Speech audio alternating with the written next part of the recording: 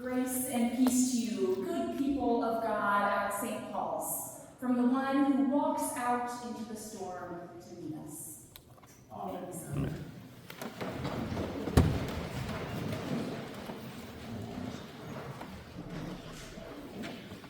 I'm wondering if anyone here has heard the fearless interpretation of this gospel.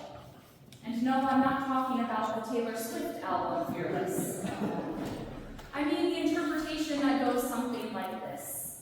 If we have enough faith, we can conquer our fear and do the impossible. But don't be like Peter. He let his fear win over his faith, and that's why he sank. But that just doesn't sound like grace to me. So I wonder if that's all there is to this story. In August of 2022, I can barely believe it's been that long. I moved to California for my vicar year. And 4 years later, I haven't left California or ministry. So being here very much feels like a homecoming to me, a very special one.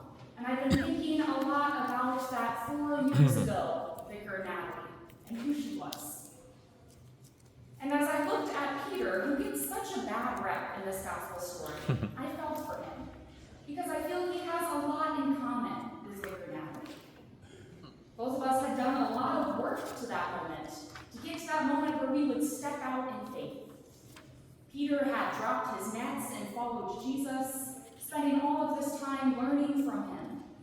And I dropped a few years on seminary and spent all of that time studying and reading about ministry. And then, as our gospel says, Jesus made Peter and the disciples get into a boat and go on the other side. Not asked them, but made them. And that's sort of what starting a vicar year feels like. You can spend all the time you want preparing, but at a certain point, Jesus pushes you out to sea and says, ready or not, here you go. And as the story goes, the disciples weren't ready. When the waves and winds of life came, they were afraid. And they're so afraid that they can't even recognize that Jesus is standing right in front of them on the waters. So Peter, out of his fear, says, Lord, if it is you, command me to come to you on the waters. Now, the fearless interpretation of this story criticizes Peter for saying this. They say that Peter is testing Jesus, and that if he really had faith, he wouldn't need to prove that this was Jesus. But I wonder if Peter is looking for something more than just the proof that Jesus is who he says he is. I wonder if Peter is looking for proof of something more personal, that Jesus can do amazing things, not just on his own, but through him. Because it's one thing to have faith that Jesus can walk on water. It's another thing to have faith that you can walk on water. And I can understand that. Because when I came to St. Paul's 4 years ago, I was trying to prove something too. I had faith that God could do amazing things out there in the world. It was much harder for me to have faith that God could do amazing things through me.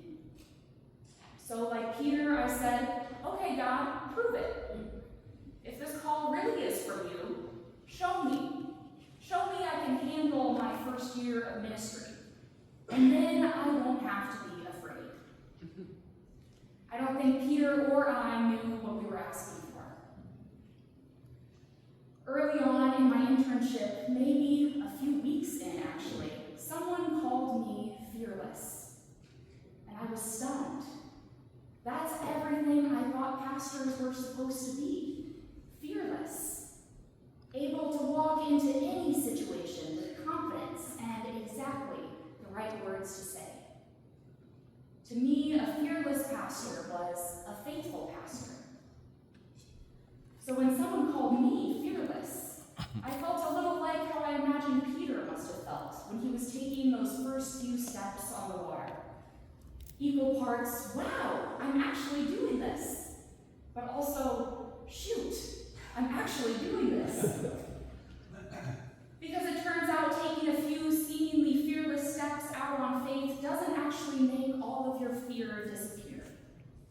Instead, in each step away from the boat, there are new fears to meet you. I found in my internship year that waves of faith and waves of fear came at the same time, and I often couldn't tell the difference between the two. And the further out I got from the boat, the further I got from the idea of the fearless pastor. Because as I journeyed with you all in life and ministry, I saw that life and ministry is perhaps just as fragile and precarious as walking on water. I saw moments where there were no perfect certain words to say, only sighs too deep for words. I saw moments where fearlessness just didn't make sense, given the gravity of the situation and the world. And like Peter, my fearlessness, or at least the fearlessness I pretended to have, faltered, and I started to sink. Peter gets criticized again for this part of the story when he takes his eyes off Jesus, and that's why he sank. That if he would have only had a little more faith, his fear wouldn't have gotten to him.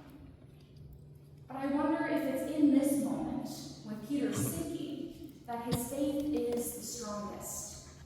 Because it's there for the first moment in the story that he professes with confidence that he knows who Jesus is.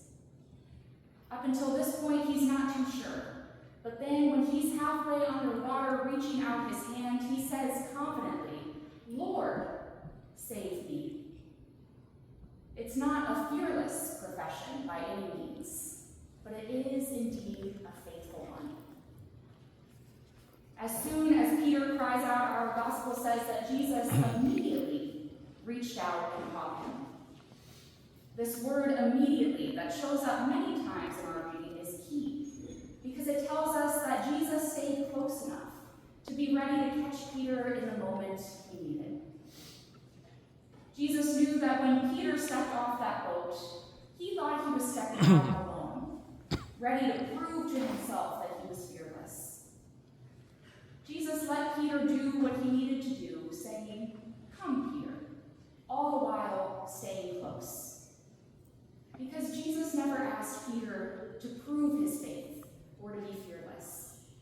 All Jesus does throughout the story is consistently come closer, with an open hand, ready and waiting. When Jesus pulls the exhausted, sopping wet Peter up out of the water, he says, "You of little faith, why did you doubt?" To me, I don't find these words, "you of little faith," to be condoning. I find them actually quite affirming when I think back to 4 years ago with Natalie. I think Jesus is simply reminding Peter of the truth for him and for all of us, that he only has a little faith, that no matter how hard he tries to be fearless, a little faith might be all he ever has in this difficult and scary life. And it seems like having just a little faith is actually just fine by Jesus. After all, just a few chapters back, he had just told a parable about how the kingdom of heaven is like a tiny mustard seed. I think the core of what these fearless interpretations of the story get wrong is that faith is meant to be a solo act. That we as individuals can muster enough faith to overcome our fear in the world or a doubt in ourselves. But Peter's greatest act of faith in this story is in the midst of fear, when he cries out for Jesus. And this faith doesn't come from him alone. It comes from the presence of Jesus' outstretched hand. For Peter and for all of us, faith is not something we get on our own. Faith is inherited as a gift from Christ himself. When I think back on myself 4 years ago, I thought that God sent me here to prove to myself how much faith I had. But you all, the people of St. Paul, showed me that I would never muster up enough faith alone to get through this life, but that I didn't need to. That faith is an inheritance, first from Christ, and then from people like you who are Christ to me. St. Paul's, you knew this long before I arrived, that faith was an inheritance as we step out in fear. When the church was being battered by waves of homophobia, you sent your pastor out to walk on the water. Perhaps something just as precarious as what Peter did, stepping out onto the church-wide assembly floor in 2006 to speak truth to power that LGBTQ people belong in this church. I'm certain that in this act of faith, fear was present. But Pastor Jim and you all in the boat cheering him along did not do it alone. You did this with the faith that was inherited by Jesus Christ and the people who went before you. Because you took these bold acts of faith before me, I was able to come and take my own so many years later.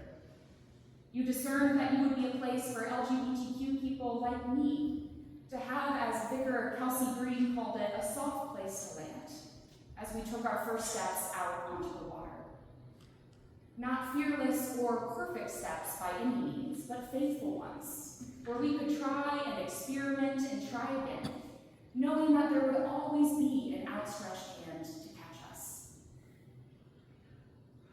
Paul's letter to the Romans today ends with, "How beautiful are the feet of those who bring the good news."